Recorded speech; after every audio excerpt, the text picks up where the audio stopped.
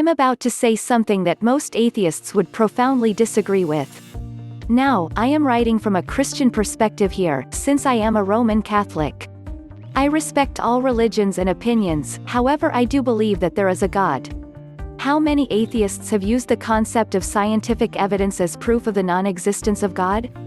Here's what I can tell you. Scientific thought arose from Christianity. You might be scoffing to yourself now. Scientific thought? All the Christians and monotheists I've met are all delusional idiots who believe in a magic man in the sky. I choose to believe in logic. Not to insult you and the like, 5 Christians you met, but science nowadays would not become as we know it without Christianity. Think back to ancient Greek times.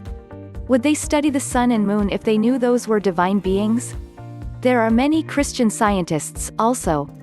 Okay, but let's go back to the beginning. What about the creation of the world? The Big Bang? I refuse to believe that our world was formed in the span of 7 days after a voice said, "Let there be light." Okay. I refuse to believe in that too. Why? Because it wasn't literally created that way. The Bible was written by people who had no notion of the concept of evolution or the expansion of the universe. So, of course, they had to write it based on metaphors, or what they thought seemed feasible. Let's say that I ask you how humans were made. Through cell evolution, of course. Not God. Okay. I believe in that. But where did the cells come from? From the Big Bang, when a single particle exploded and created the elements, and everything else formed from there. Yes. But what caused that particle to explode at that specific point in time? What is more unreasonable? That the universe suddenly exploded into being for no reason at all, or something else caused it to happen? Also, a Catholic priest discovered the Big Bang theory. Georges Lemaitre. Look him up. I cannot claim to know what most atheists think, but this is based on what I feel is a general misconception. Not everything in the Bible should be taken literally. Those 7 days could be several centuries for all we know. The lack of understanding of metaphors is what makes atheists think the Bible is silly. God is not of this world. He is not of nature. While we do not have enough scientific proof that he exists, we also do not have enough to prove that he does not. Religion and science do not contradict each other, rather they are two different perspectives of our world. Science exists because of God.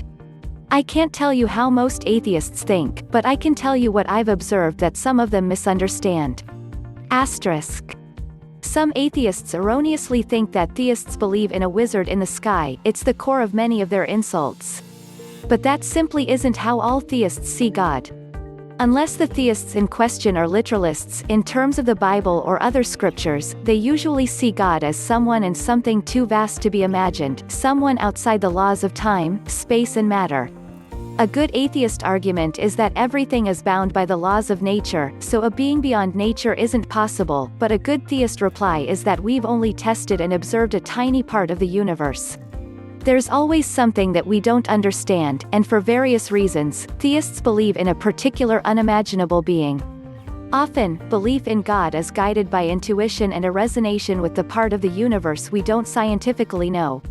It's not a rejection of science, it's our minds wading through a subject both interrelated to science and separate from it. That's why the argument about proof isn't adequate in terms of God. Some theists dare atheists to prove to that God doesn't exist, and some atheists ask theists to prove that he does. Arguably, both are impossible tasks. Nothing in the scientific world can disprove the existence of a being that's supposed to be above scientific law, and even if everyone on Earth heard a voice declaring that God is real, and were simultaneously brought to their knees, the phenomenon could still be attributed to a superior but not all-powerful being or group of beings. In both circumstances, intuition would inform belief or disbelief in addition to observable facts. Of course, different people intuit different things. A person could feel strongly that God exists, and another could feel strongly that he doesn't. Two theists could intuit opposing traits about God and see him very differently from each other. What a person is more likely to believe or disbelieve isn't just the product of our instinctual connection to our surrounding world, but is also altered by genetics, how we're raised, and what we've been through. Being finite beings with limited intelligence and intuition, we can't see everything from every perspective. A theist's perspective is likely to be just as informed and logical as an atheist's, and vice versa. I said some a lot of the time because I don't want to make overgeneralizations about the positions of atheists and theists. Nothing I said about atheists or theists necessarily applies to you. Most of the atheists mistaken the assertion of God exist in the same way that we exist. However, this is the same mistake shared by the theist folks. Theologically, there is no position that really portray God exist in such way like we exist, including the so-called theistic personalism. Hence, most atheists are playing the card of evidence to ask for proof like we ask for a proof about the existence of Superman and Spider-Man, which is simply on a wrong track of arguing against the variety of theistic views. The appropriate method is nothing else but demonstrative reasoning alone, to challenge and examine the very notion of God as per specific theistic view. In terms of this, I think the Arab atheist's phenomena is advancer than the Western atheist fashion.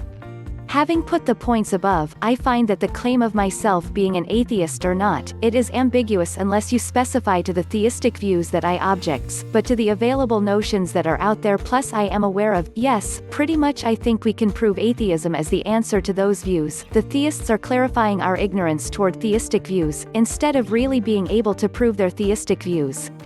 Guess what? Some theistic views simply violate itself, and should be properly understood as an atheistic view. They belongs to the domain of Christian theology. That is another topic to discuss, but just an interesting shed.